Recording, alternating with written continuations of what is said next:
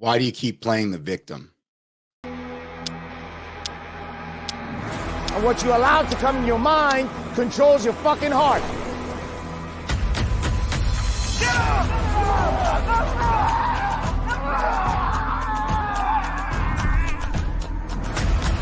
A man's word right now doesn't mean shit.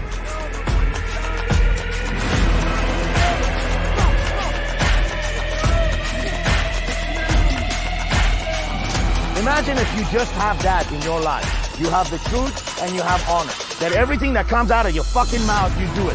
That you do the shit that you said you're gonna do.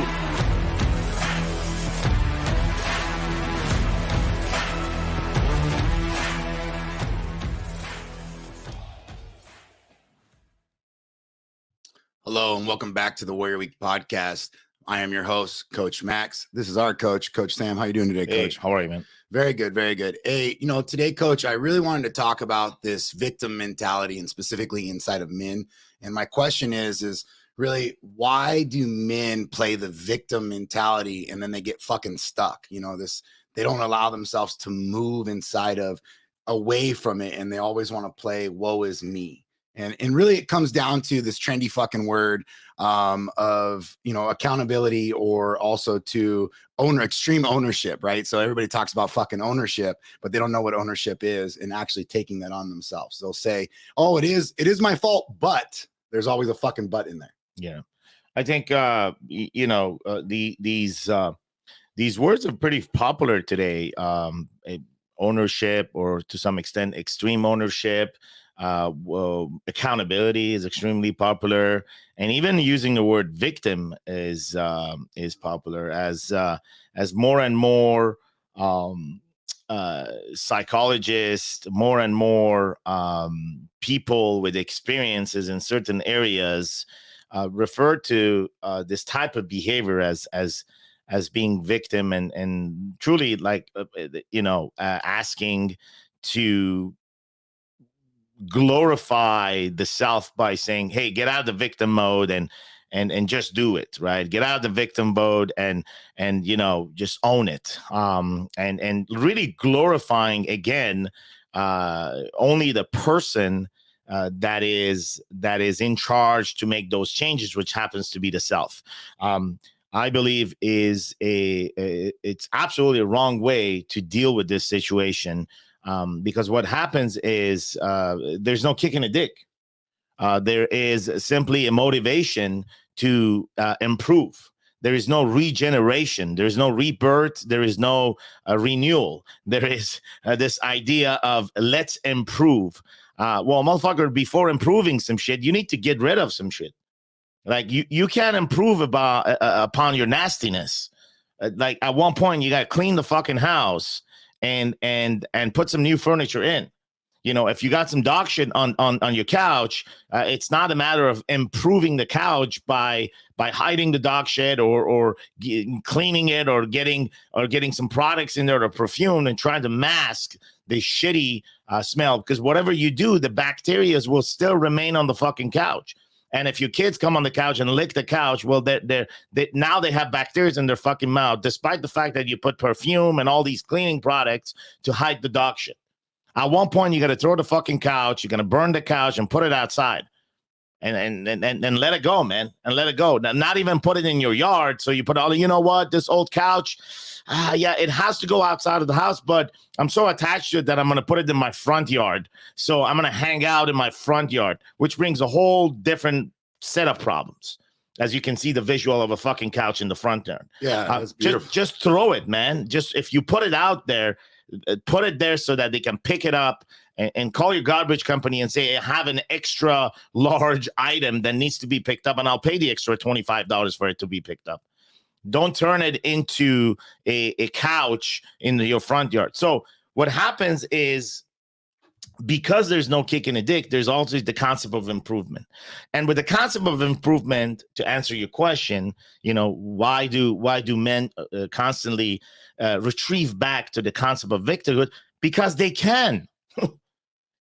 Why? Because they can. Why? Because they're in charge. Why? Because there's no consequences. Because they do whatever the fuck they want to. That's why. So if they want to be a fucking victim, then they'll end up being a victim because they're in charge. Their brain is in charge. The self is in charge. They're not accountable to anyone. There's no authority. So you know what? I am going to play the victim. I am going to act like a fucking dog, and I'm going to sit on my shitty couch, and I'm going to lick my wounds and bitch. That's most men today. They get in an argument with their wife, and they retreat versus leading. And they retreat and they act like a bitch. They sit on the couch. Oh, you don't want to have sex, no. And they sit on the fucking couch and they lick their wounds. Why? Because they can. Because they can do it. There's no consequences. And ultimately, they justify this behavior. So the key word to answer your question is, why do men act like victims? Because they're great justifiers. They will justify what you just said, but... right, is justifying the patterns and behaviors of being a victim. I felt like you answered the question when you brought up the analogy of the couch, that it was a beautiful analogy, because the reality of it is, yes, you have this fucking couch. It's fucking shitty. I'm still owner of it, but I don't want to get rid of it. I can maybe make it better. I spray some fucking Febreze on it. I cover it. I get it repolstered. All this bullshit when all I had to do was get rid of it. I had to remove it. Yeah. But then it requires some work. It requires me to take it outside. It requires me to call the fucking haul-away company. I got to do something inside there. Where back to what you were saying about the psychologist says, okay, let's address it. You speak on it. You talk about it. And then you improve on something else, but you're still carrying the fucking baggage of whatever's holding you back, whatever's fucking stucking you in that spot.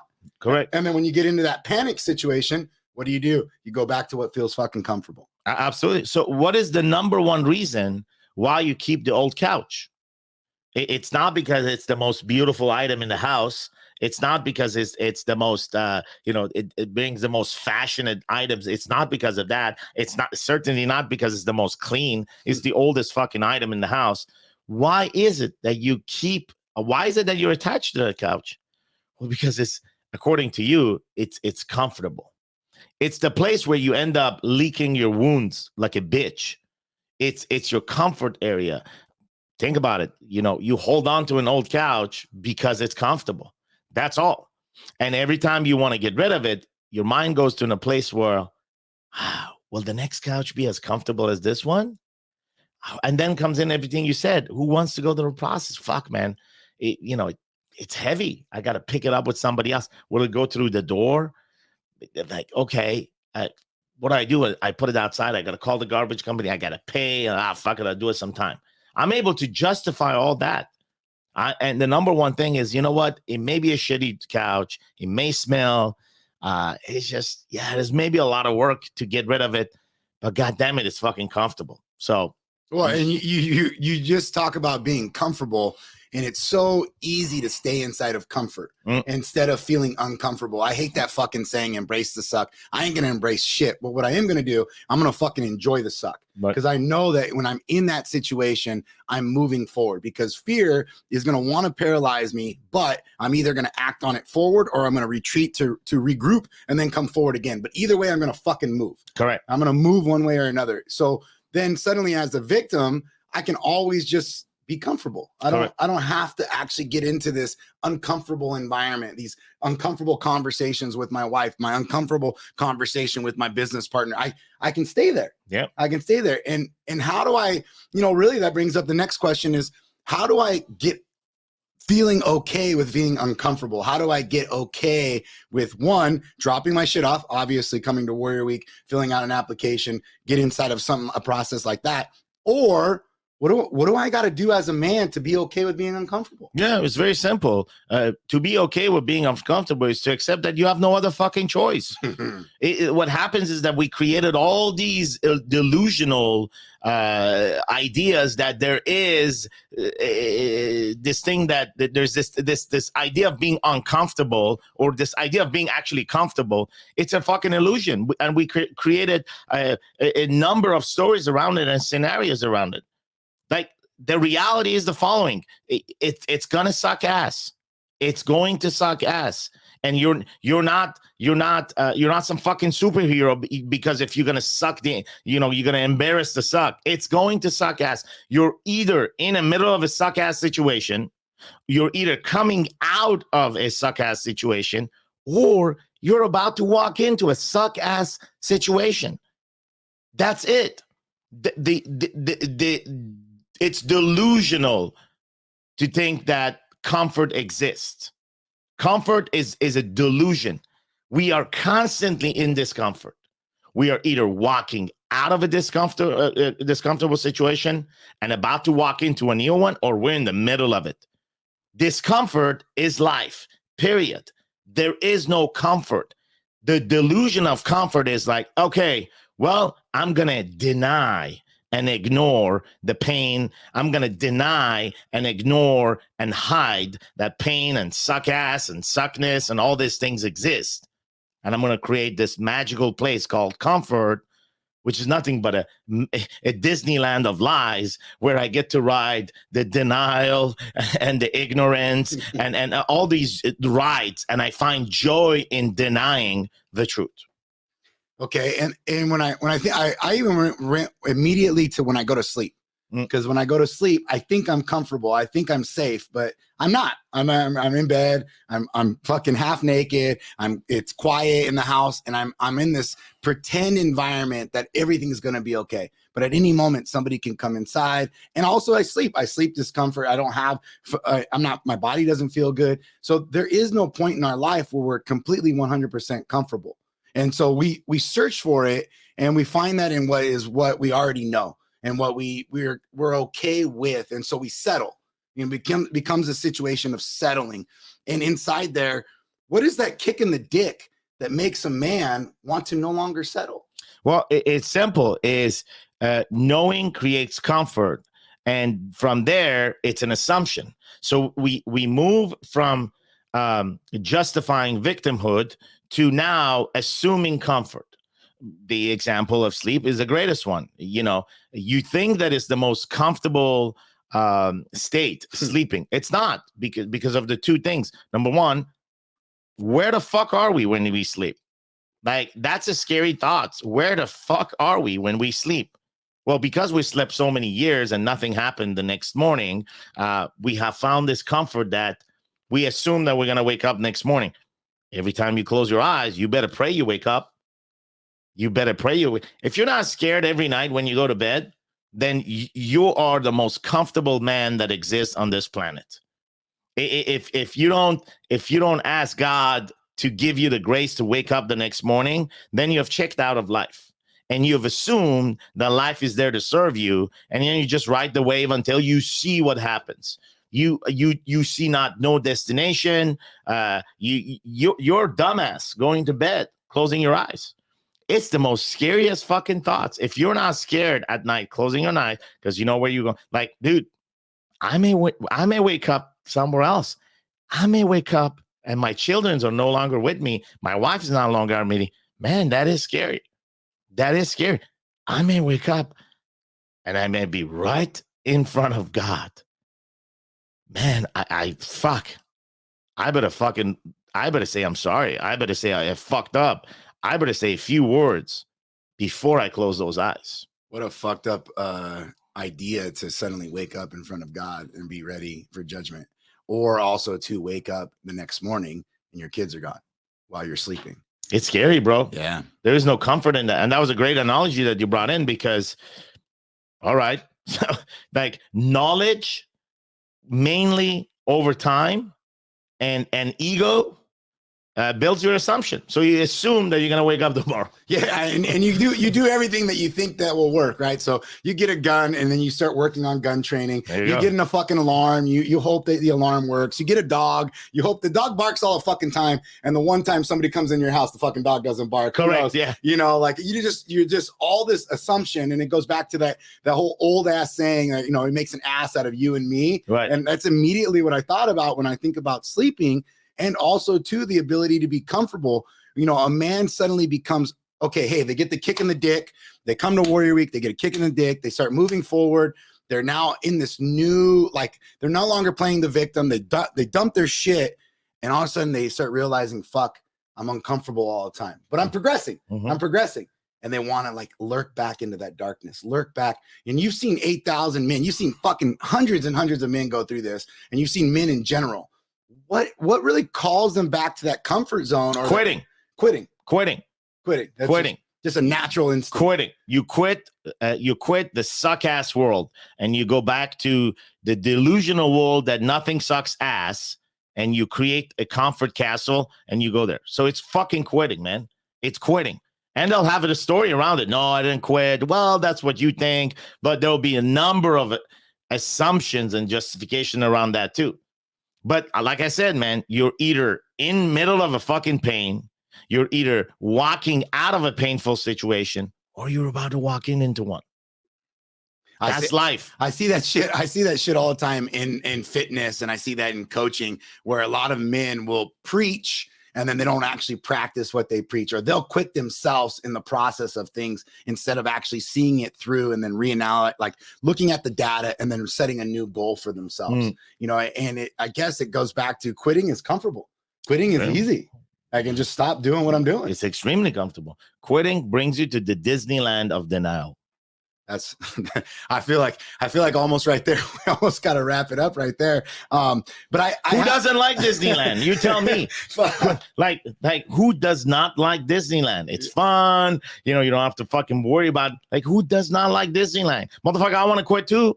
Yeah. I like Disneyland too. Even with all the fucking long ass lines, people still love Disneyland. They're willing to sit there for a long ass time and like, this is the best experience ever. I'm like, no, I don't really like these lines. I got to get this fast pass to fucking laziness. Yeah, it's called quitting. Your fast pass is called quitting. You get to enjoy the rides, man.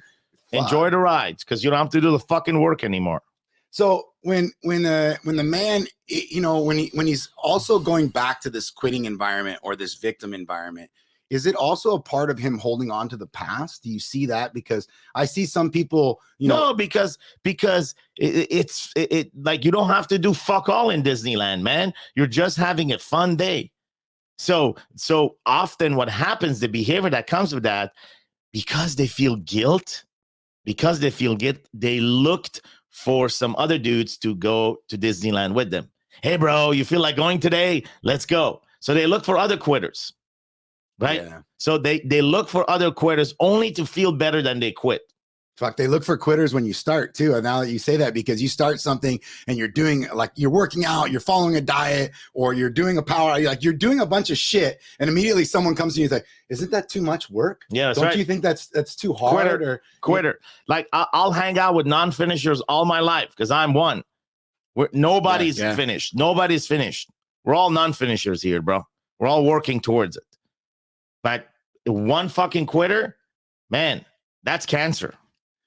And then, and it holds you back, right? Because it's easy. It's almost like when you see somebody resting, and you're like, well, that looks fucking nice. Their whole mission is to convince you to quit. Why? They don't give a fuck about you. They want an assurance that their quitting is guilt-free. So therefore, they start recruiting other quitters. Like crabs in a bucket. They pull you back down. And they call themselves an association of quitters. And they even named themselves, and now they go, oh no, we like, this is what we do. We quit. The quitter mentality is also really, really immersed inside of, like, I feel like today's generation of men. Well, it's really easy to justify not moving forward, or not being like an intern, or not going through a process of an educational process.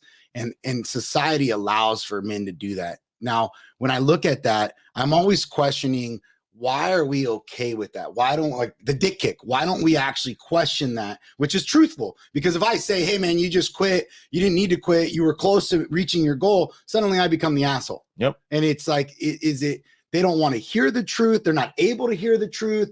They're not ready to hear the truth. Because it's simple. We're all wired, including you and I, we're all wired. It's easy for us to get angry. It's very easy. You fucking bitch. You fucking asshole. You motherfucker. You said that shit. You said the government this. It's like, ask yourself, hey, if you're listening to this, it's extremely easy for us to get fucking angry. We're so good at it too. We're good at being judgmental. We're very good at pointing fingers and blaming. We're excellent in anger. We're excellent and quick to blame, and we're excellent and quick to shame ourselves, feel guilty, feel shame, feeling that like the fucking guy that is on the couch licking his wound, feeling like a victim, all that. We're excellent at that. What we're not good at is brotherly love.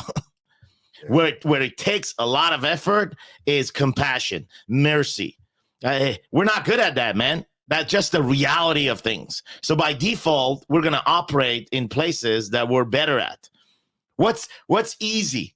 To love someone and hold space, or to say, fuck that guy, I didn't never want to talk to that guy? Which one is easier? Fuck that guy. I don't want to talk to him. Fuck that guy. That's not my problem. That. Yeah. That's not my problem. That's not mine. But where is the act of brotherly love in there? It's all anger. So, I mean, that's an example. If you have someone in your life that you've just said, fuck that guy. Where is the brotherly love? Requires work. Taking the couch out and calling the garbage company and paying out of your pocket for it to be picked up, making sure that it doesn't become an item in your yard, that you've only moved it from the house to be in the yard. That requires work, man. Picking a heavy, old, dusty, dirty fucking couch requires help. You need to call a buddy that is willing to give you a hand. But motherfucker, if you're alone, you're stuck forever with that couch because you can't even lift it up. Man, and most men look at the ROI. They always want to look at the rate of return rather than the rate of giving, the ROG or something like that. I would call it. It's very rare that somebody wants to give or wants to serve. And like we almost talked about this last time, where people serve in the holidays because it's like called upon them. Nobody really serves at a fucking soup kitchen in the middle of summer. No. Like nobody serves their local community just to serve. There's always an agenda there. Yeah. And it's really conflicting inside of me because I want to serve. We're coaches because I want to serve men, but I also want to be a part of a fellowship. I want to grow inside there. And I want to I want to know that, hey, I fucked up. I come to you, I say, hey, I fucked up. I'm being truthful, but I want that camaraderie. Yep. And so many men, they shy away from it, or they don't reach out to actually hold on to something like that. Yeah, they're used to the worst company, which is in the lonely time, they're alone. And that they're their worst company. And that's where they're used to, on the fucking couch. With the couch analogy too, when do you find that it's the time to get rid of the couch? When you smell the shit too much? Now. Like the time, like, look, man, the only old thing that you should hold on to is the truth. The truth is the oldest thing you should hold on to. And the truth is as old as God is, period. Everything else, fucking renew. Yeah, I think of like even going to Genesis, and even before sin, you really start reading the first part of the Bible, and it talks specifically about guilt and shame. Guilt and shame is the setup to almost sin, and the process of that inside there. And it's real easy for us. We've had this for so long, this guilt and shame about ourselves, this guilt and shame about our existence. We're good at it. We're freaking phenomenal. Anger, blame, guilt, and shame. We're very good at it. So how do we become more aware of blaming and having guilt towards others? Because I know I catch myself when the moment I'm in a fucking pity party with other people and suddenly they start bitching too much or gossiping too much, I fucking remove myself. Yeah. I don't have no fucking part in that. Yeah, you're already aware of it. You don't need to help me to tell you how do you become. If you're waiting for somebody to tell you how you become of your blame and guilt, then you're in the Disneyland and you're watching TV. Oh yeah, that guy is right. Oh, that's how I become aware of my blame and guilt, and I deny. But yeah, that's how. But I'm sitting in fucking Disneyland in my hotel watching that movie. No, you're already aware of it, man. You're already aware. But it's the willingness to do things differently. And so if you don't want to blame, then you got to do some work. If you don't want to feel guilty and shamey, then you got to get rid of at least the couch so you have no place to lick your wounds. If you don't want to be angry, then you have to practice loving others. And loving others has a greater ROG, right? The return on giving versus what everybody's used to is return on taking, ROT. Everybody's pretty good at ROT. Not everybody's good at constantly having a high rate of ROG, return on giving. Yeah, nobody fucking does it. It's very rare. Even when people hand out money to someone that's, you know, in need of it, they'll be very quick to post it online or to go tell somebody else. It's very rare that they really just do it out of the kindness of their loving heart and wanting to be involved in it. You see it even in the most in the place that people come together for that. If you look at churches and gatherings, there's a gathering where in church people come together to give and be able to receive and to give that brotherly love. That's like, there's two things. They gather to worship God, and in that space, they gather to follow Christ's example, which is to give that brotherly love. And you hear it, but, you know, people express their problems, and the next thing you know, well, I advise you to read your Bible. Well, how is that giving your time? How is that giving your counsel? How is that giving your concern about the pain that or the problem that this person has just expressed to you? It's very easy to say, hey, I don't have time to give to you, so read your Bible because it's the right thing to say.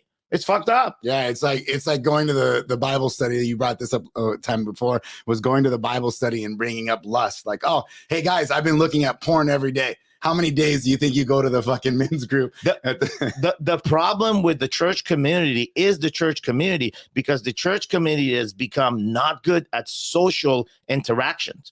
They've become good in doctrine. They've become good in decisions. They've become good in deeds, but they suck ass in delighting God. In rejoicing and loving God. There's no point doing all the other stuff if the love for God that comes from God is not there. And that demonstrates itself in our social interaction or ability to connect. What's the point of loving God if you're not able to love others? There is no fucking point. You missed entirely the whole thing. My favorite part of it in church is specifically when I get to shake everybody's hand around me, when I get to say hello, hello, hello. And I've always really liked the gathering of the community, the willingness to be together. You know, even if we look at someone, you know, we look at the Bible and we look at Jesus Christ, even he went to church. He went to a community of fellowship, of worship. And he, you know, it's God. Why does he have to fucking go? Yeah, I don't know what you're talking about, because I'm very grumpy when I go. I go in a grumpy mode, and I come, and I have to work on that. But you gotta hit the donuts on the way in. I don't know, man. I go in there, I'm grumpy, and I come back, but I'm grumpy sitting there, and there's got to be a reason. I'm working on that too. You know, I'm okay with shaking anybody's hand, but but I don't know why I'm grumpy.